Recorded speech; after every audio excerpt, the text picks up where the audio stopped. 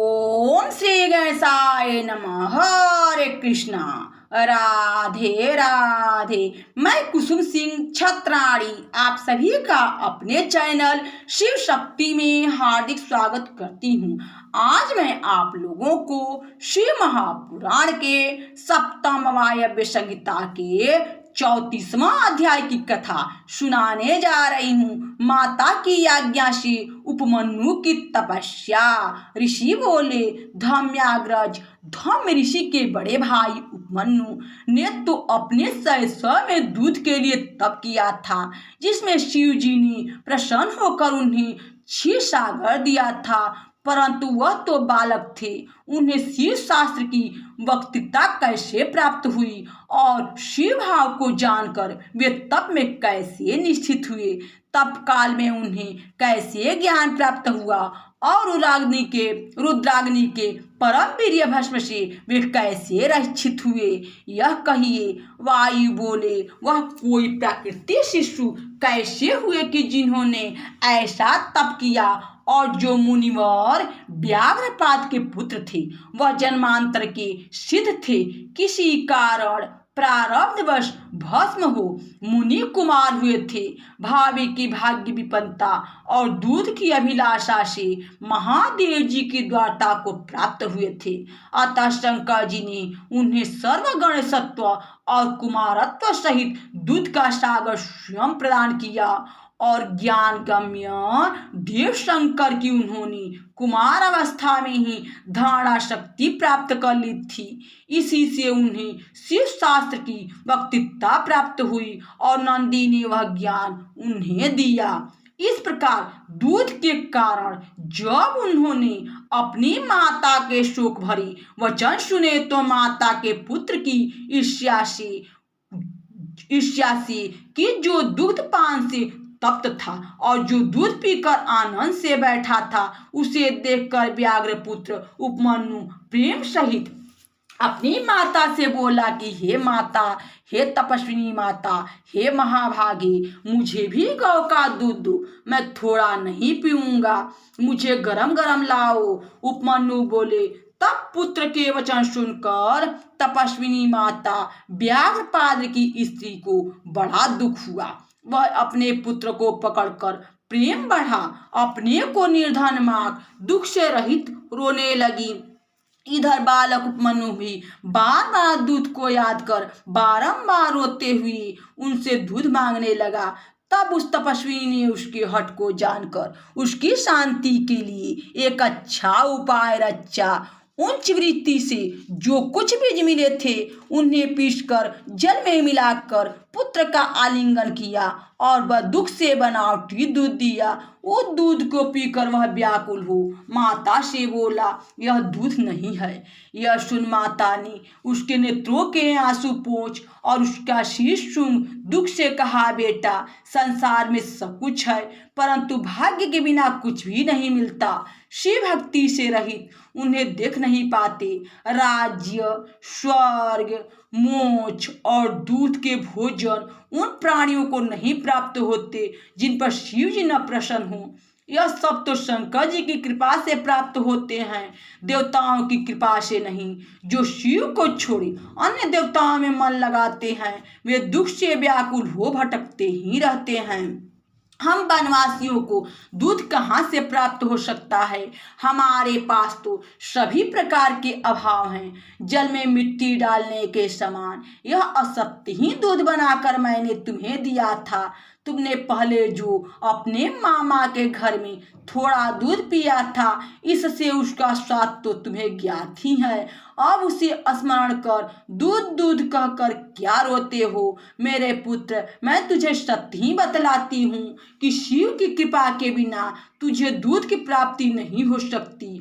वही सबकी कामना वालों के योग्य फलदाता हैं। हमने पहले शंकर जी को नहीं पूजा, इसी से हम दरिद्र अवस्था में उत्पन्न हुए और तुम दूध से वंचित भी रहे। हे पुत्र, पूर्व जन्म में शिव जी के लिए जो दिया जाता है वही इस जगत में मिलता है। यह सुनकर उपमन्यु ने अपनी माता से कहा, हे माता, शोक मत करो। यदि शाम शिव हैं तो हे महाभागे शोक त्याग दो, सब अच्छा होगा। मैं उन्हें प्रसन्न कर दूध का ऐसा सागर ले आऊंगा जो कि कभी घटेगा ही नहीं। तब उस महामती बालक के ऐसे वचन सुनकर उसकी बुद्धिमती माता ने कहा, हे तात, तुम्हारी इस शुभ वार्ता ने निश्चय ही मेरा प्रीतिवर्धन किया है। अतः तुम कुछ भी देर न कर शीघ्र ही शाम का भजन करो। परम कारण शिव जी सर्वश्रेष्ठ हैं, सारे जगत का निर्माण उन्होंने ही किया है।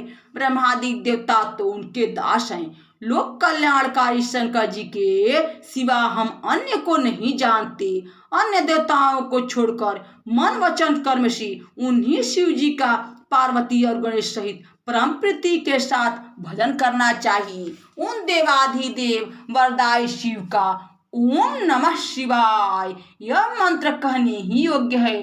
प्रणव सहित यह मंत्र 7 करोड़ है, जिनमें वे लय होकर फिर इसी से निकलते हैं। उन सब के अपने सुप्रसाद हैं, जो अधिकारियों के अनुसार उन्हें अलग अलग प्राप्त होते हैं, परंतु ईश्वर की आज्ञा से उनमें सभी का अधिकार है। जैसे शिव जी सबकी रक्षा करने में समर्थ है, ऐसे ही ये मंत्र भी हैं। ये सभी एक दूसरे से प्रबल हैं, ये सभी की रक्षा करने में समर्थ है। इनसे परे और कुछ भी नहीं, कुछ भी इच्छा करने की आवश्यकता ही नहीं है। अतः हे पुत्र, अन्य मंत्रों को छोड़ तुम पंचाक्षर मंत्र ही जपो। यदि इसे जिहा के अंदर ही जपा जाए तो फिर कुछ भी दुर्लभ नहीं है। शैवों की रक्षा का यही परम कारण और दुर्लभ अघोरास्त्र है, जिससे कि वह उत्पन्न हुआ है। यह जानकर उसी में तत्पर रहो। तुम्हारे पिता से मुझे यह भस्म प्राप्त हुआ था, जिसे उन्होंने भी जागनी से उत्पन्न कर मुझे दिया था। वह बड़ी से बड़ी आपत्तियों को दूर करने वाली है। तुम अपने शरीर में भस्म धारण करो और यह जो मंत्र मैंने तुम्हें दिया है, इसे मेरी आज्ञा से ग्रहण करो। इसके जपने से तुम्हारी रक्षा होगी। माई बोले। ऐसी आज्ञा देकर उसकी माता ने शिवास्तु कहा, कल्याण हो। ऐसा उच्चारण कर पुत्र को तप करने के लिए विदा किया। वह मुनि उसकी आज्ञा को सिरोधार्य कर माता को प्रणाम करते हुए वन में तपस्या करने चला गया।